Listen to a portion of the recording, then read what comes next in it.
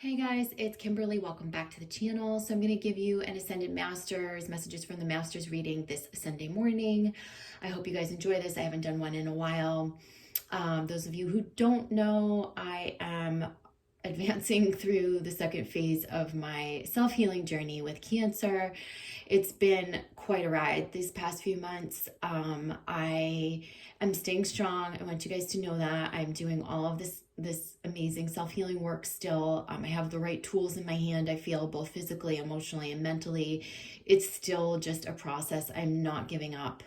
But what I do want to tell you is I made a post yesterday to cast a wider net in my network. It's something that I've hesitated to do up until this point. But I am at a point where I need to get my affairs in order, something that I've really put off for the past 2 years. And I think that like being in a healthy level of denial is really great because it means you're not succumbing to the timelines the doctors are telling you and whatnot. And I get that. But there's also a reality. And the reality is that I also just need to be prepared and just need to have things in order. One of my biggest challenges is my cats, who are like my kids. Many of you know Stella and Zoe. If you guys don't know Stella and Zoe, please go to their Instagram. It's at Stella Zoe, Zoe Luna on Instagram. I'll put the links below. They are precious. They are my children. And I made a post yesterday, and seeing the comments that some of you made was disturbing to me. There were judgmental comments. There were really terrible comments that were made, to be honest. So I just want to clarify this. I am posting about my cats because I'm interviewing potential adoptive parents for my cats. If you had kids or pets, if you had kids, you'd want godparents, right? If something happened to you. My cats are my kids. Like really, they have childlike souls. So in doing this, I am just dotting my I's and crossing my T's. It doesn't mean I'm leaving the earth just yet. It doesn't mean I've given up, okay? So don't place those projections and judgments on me. It means that I'm doing what I need to feel at peace within myself. Somebody also commented pretty harshly, ridiculed the fact that I didn't have friends, family, or my twin to take my pets. And without having to justify that, I will just tell you all that my family is very small, and my family already has pets, or they have small homes, and it just wouldn't work out for my 2 cats. My 2 cats are used to, free reign. They're used to someone working from home and dedicating their whole life to them. They wouldn't acclimate well to other pets, maybe a small dog or something, but, my family or my twin and my other people in my life, like really literally cannot take them due to either housing or space or other pets in the household. And it just wouldn't work. So it's not that they don't want to help me. It's just that like I haven't found that ideal situation. So if you want to see my post, you can go to my Instagram, or you can click the community tab on YouTube and read more about Stella and Zoe. I know that in this network of beautiful, amazing, empathic souls, that maybe there could be a match for someone who might be more like me, who would want to take them in as their own children. And I'm just going through the process of interviewing right now. I appreciate you sharing that post, spreading the word. I prefer that it is someone in the Northeast of the US, but not necessarily. Of course, would I want them to go to someone that I know? Yeah, that would be ideal, right? But I'm staying open, and I feel really positive and hopeful that I could align with somebody who would be really a great caretaker for them. So I'm casting the net wider, like I said, over this network. It's something I've hesitated to do for a long time. I really appreciate you guys listening. Like I said, if you want more information, just check out the posts on social media, go to their Instagram page, and look on the community tab of YouTube, okay? Thank you guys. I appreciate that. It's probably the most important piece right now that I get solidified and make a plan for, some sort of a plan, even though timelines are uncertain. the best case scenario is we won't ever have to resort to that. I will heal and create the miracle that I'm trying to create. And that would be the best case scenario. But I do have to prepare for the other scenario right now. So I hope you guys understand. Thank you for your love and support. All right, so let's get to the channeling after my big long spiel. Sorry. Okay, so I've spent a few moments centering and just kind of feeling some of the concepts that are coming in for collective energies at this time. As you guys know, sometimes they have me draw things, sometimes it's words that come through. Let's just see what they say.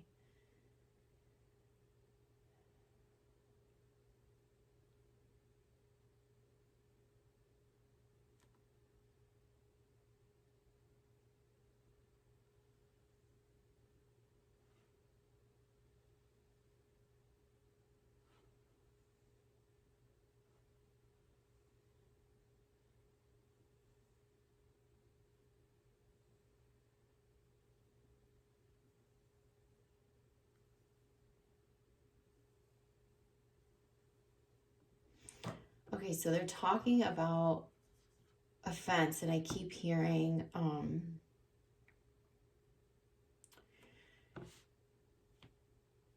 like this is about our karma.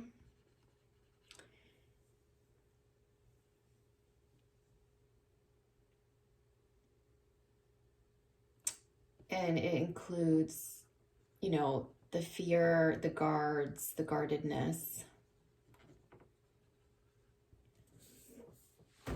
Now, when I teach about boundaries, I always talk about, you know, the fence is, you know, let me just take this glare off. Hold on one second.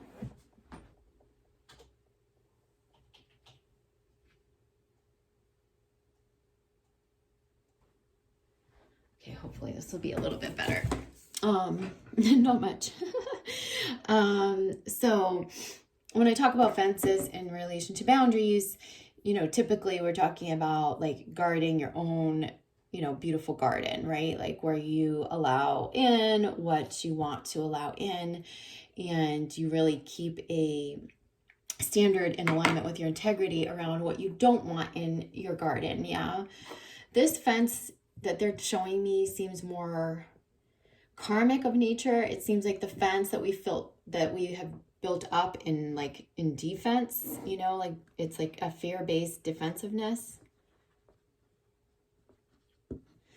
I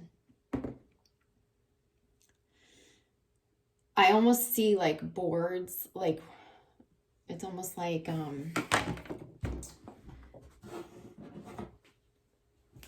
it's almost like they're showing me boards, like this fence gets boarded up. Boom, boom, nail that board in.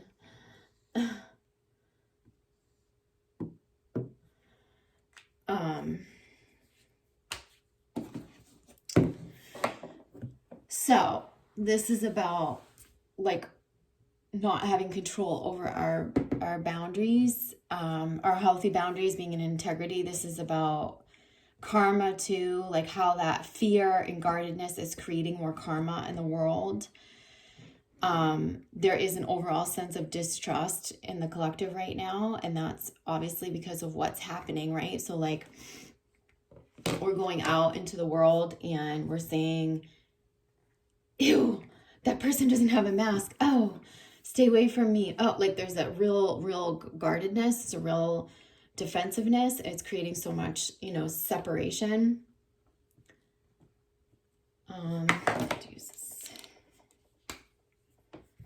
It's creating the separation. So it's almost like we have boards on top of our fence, okay? And what we need to do is we need to go back to our garden.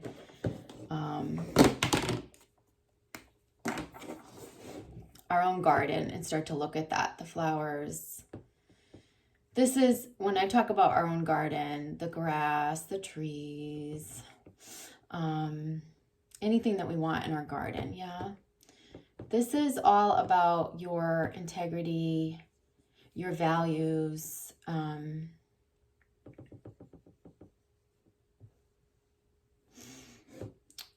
your integrity, your morals, your desires, your worth.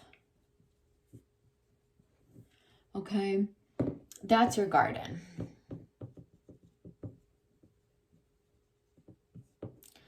So this like severe guardedness, separation, defensiveness, these boards that we've got up on this fence are creating new karma. And we have to be really careful of that, because at this time what we're being called to do is to dissolve the karma, not to create more.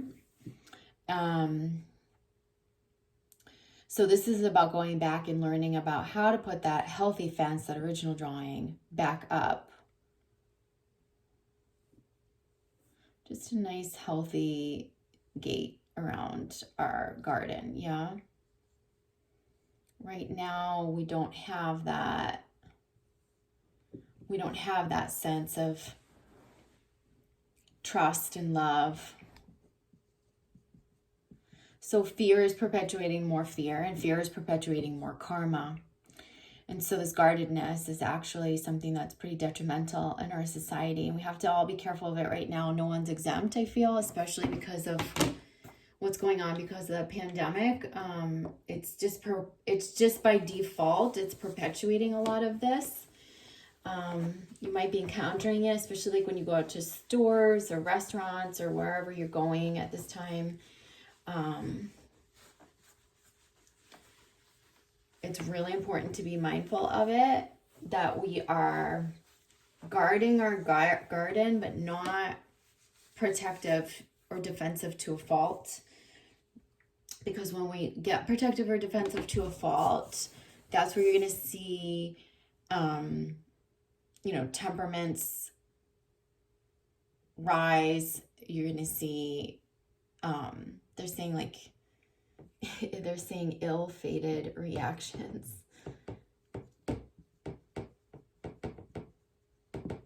Ignited temper.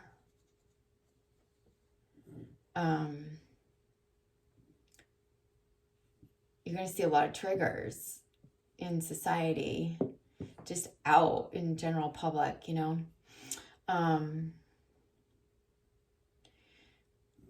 you can only protect yourself in a loving way. So when they talk about like whatever this means, like can be applied to your own personal life situations, situations in which you need to have boundaries with people that you know and love, or it can be like with complete strangers in the society that we're in today.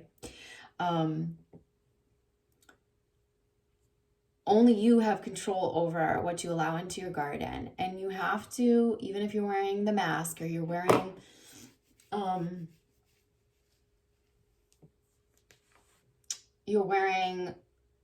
some sort of a cloak of protection with people that maybe like drain your energy, or if there's any of that, it has to come from a place of love and alignment.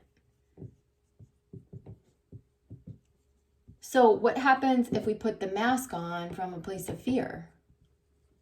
We put those boards up, nail them in. Okay?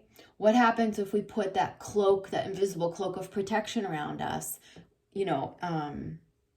from a place of fear?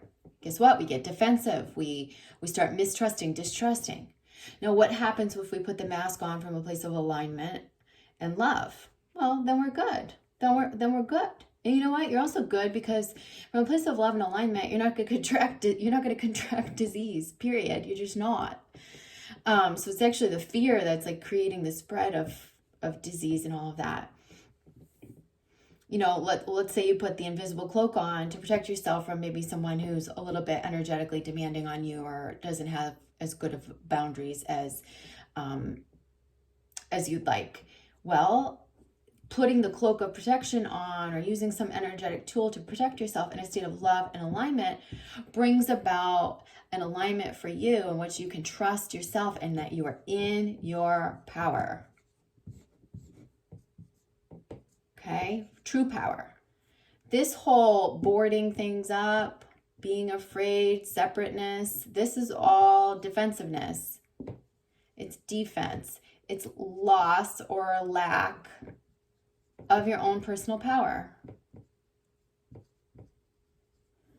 And we need to shift out of this, okay? This perpetuates more disease. This perpetuates more fear. This perpetuates more karma. This is all about being in your power at this time, right? So anything you do to protect your garden, your health, your body, your values, your morals, your worth, whatever that is, protecting in a state of love and alignment is way different than being defensive and feeling out of your power in a state of fear, okay? So if you want to trace the roots of all this stuff within yourself and understand where that fear is rooted, you've got to look to the root stuff within you. Wounding, past hurts, wounding, early wounding, past life karma that we brought forward, programming, all that stuff, right? Right now we're being called to open our hearts.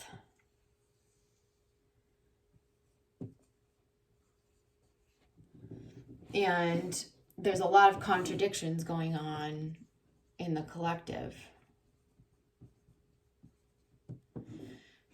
Because on one level, we are opening to more compassion and more oneness. And on another level, we're more closed off than ever. And separate. So this is a time for you to look at where this contradiction is affecting you, because I really feel like no one's exempt from it, not myself, not anyone. Nobody's really exempt from this at this time. There's a contradictory vibration of openness, oneness, compassion, moving into that like fourth density consciousness that is, penetrating all of us, especially those of us on an awakening journey. But yet there is still, because of the outward environment, because of our inner fears and all of that, there is still some level of this contradictory energy in which we're closed off or we're feeling separate. And this is very karmic. And, in order to come into this space, we've got to resolve this karma. We've got to dissolve the karma. Instead of perpetuating more of it, which is what that fear is doing. So this is involving like deep root healing, deep shadow healing, all of that. But the very first step is to look at where are you, where is this contradiction in your life today? Okay. And you can see that through the people, relationships you're encountering, the experiences you're encountering as you're out in public, things that are happening in the dynamics of your relationships and all of that. Looking to that stuff will give you a roadmap.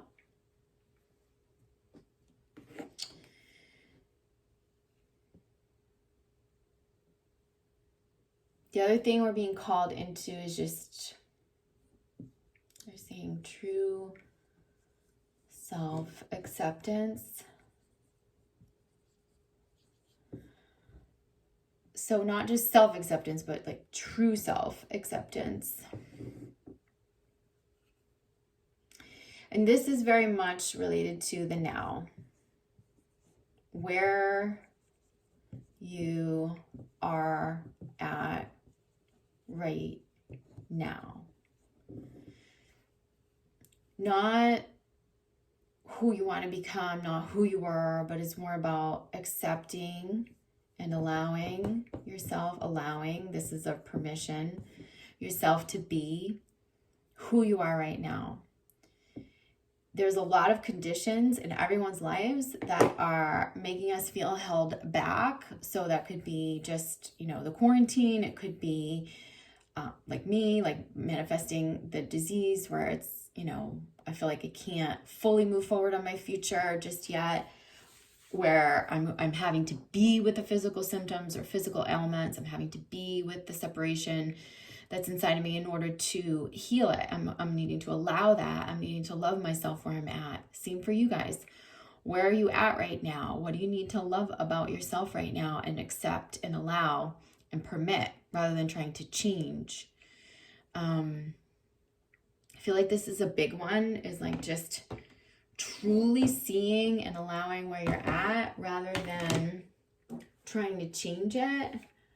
The change is coming naturally, big changes, because what we're doing is we're moving. That is the prerequisite to moving into the true soul path, soul purpose. Whoops. True self leads to this true soul path, soul purpose. In order to be in the true self, we have to allow ourselves. We have to be in acceptance. That means not resisting who we truly are or where we're at right now. The now is the conduit to the future. So if we're disallowing the now and we're creating resistance,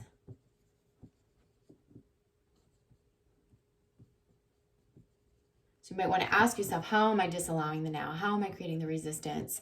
Whether it's you just want the now to be different, you're trying to change the now, you're not allowing yourself to love yourself as you are right now, whatever that is, this is why you're blocking the future path or the soul path, the soul journey.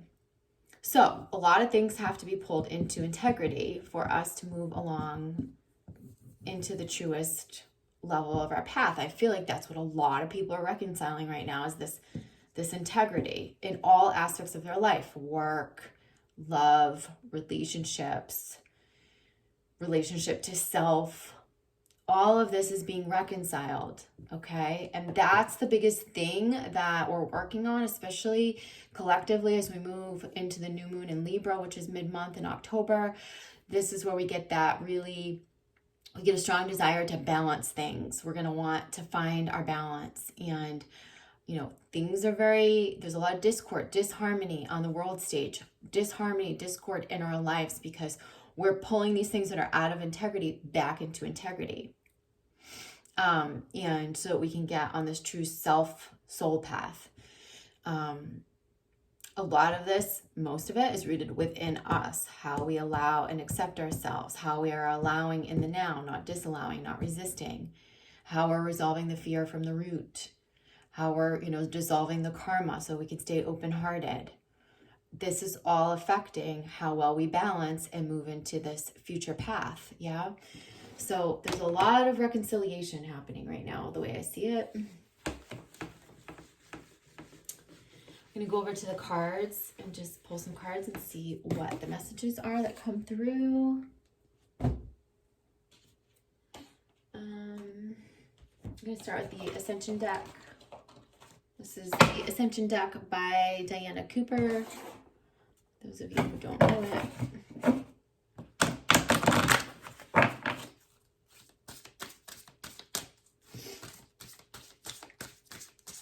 So collective messages or advice at this time.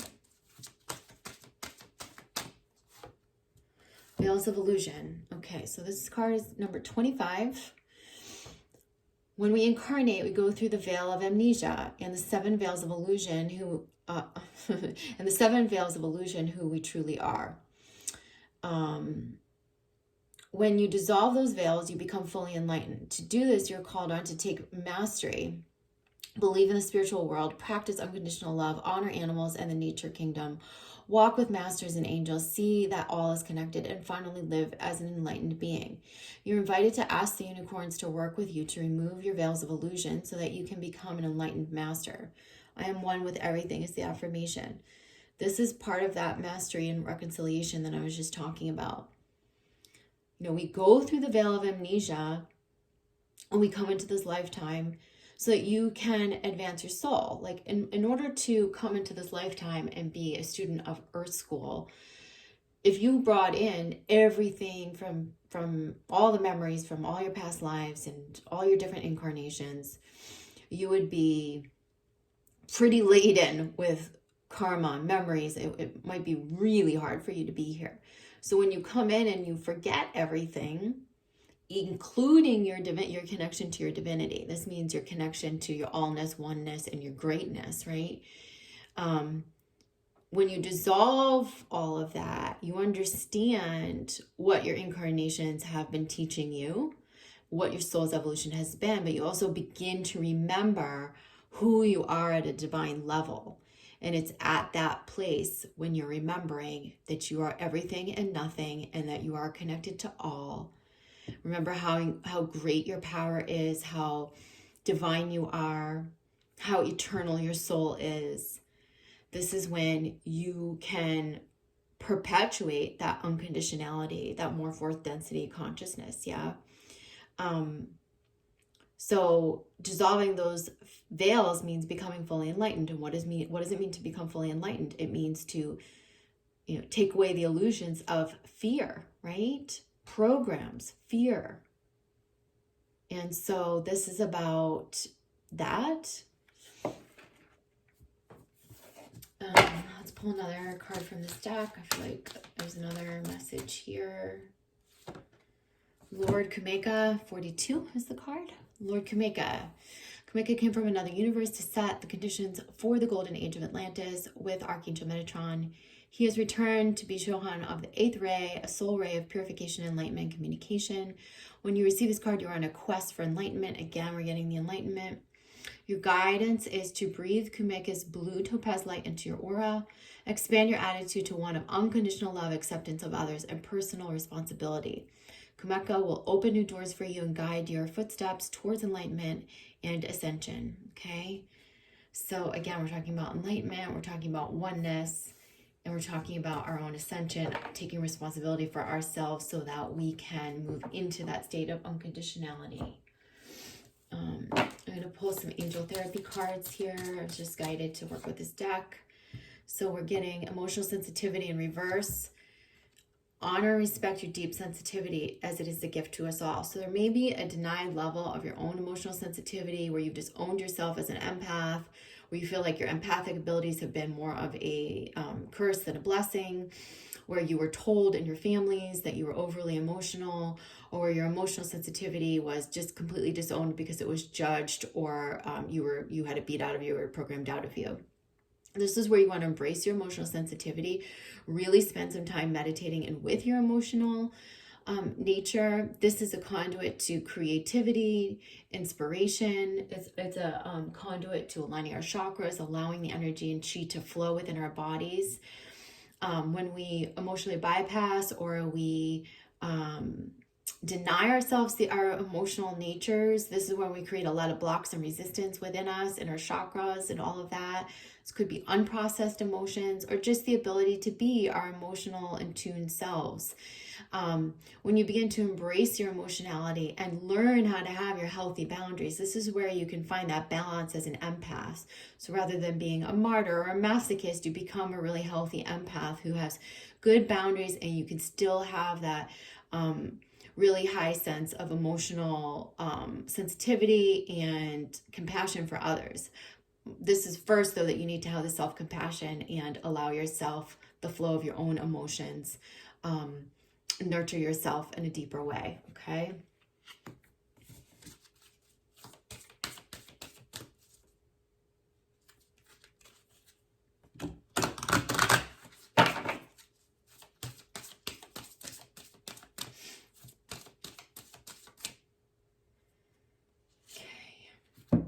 Okay. They're saying, have you asked your angels for help with this? Well, this is a great card because I know I need to do this too.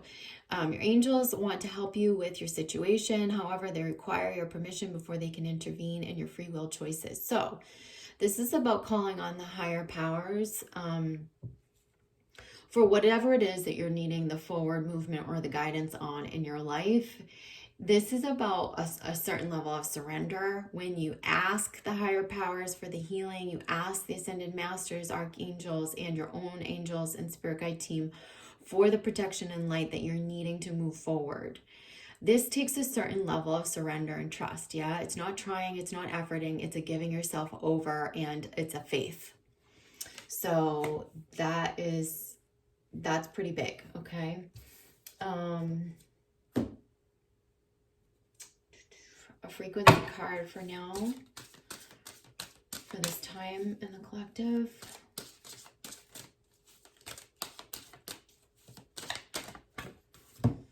Okay, we have the root chakra. I think that's the only card. Yeah, it's just one card. Root chakra is coming out reverse. So we've got the red color. This is about the red flower of life, stimulates passion, supports our sense of security on this physical plane, both in our bodies as well as the physical world. This is exactly what I was talking about, where we're not feeling safe, secure, protected from within. This is about that fence that we're creating, and then we're boarding it up, right?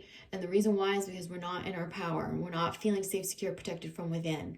So how are we going to secure ourselves? We're going to put up a board around us. We're going to make ourselves defensive. We're going to be really protective. We're going to perpetuate more karma. This is not the way we do this. The way that we do this is we go into the root chakra. We dissolve those underlying fears. The thing that originally created that sense of not being in our power, not feeling safe, secure, protected from within, which we feel like someone else could rip away our power or our safety. It's about remembering that power is within you, and it's once again reestablishing a firm foundation within yourself. It is that root, it is that base, it is that foundation in which you have to build upon that foundation, a steady foundation. So looking at the foundational aspects of your childhood, your upbringing, anything that could have been shaky in your past that created that shaky foundation, which may have left you fearful, is really important. I feel like we're healing that root chakra at this time. That's keeping us out of a state of trust and keeping us feeling stable and able and powerful. Yeah.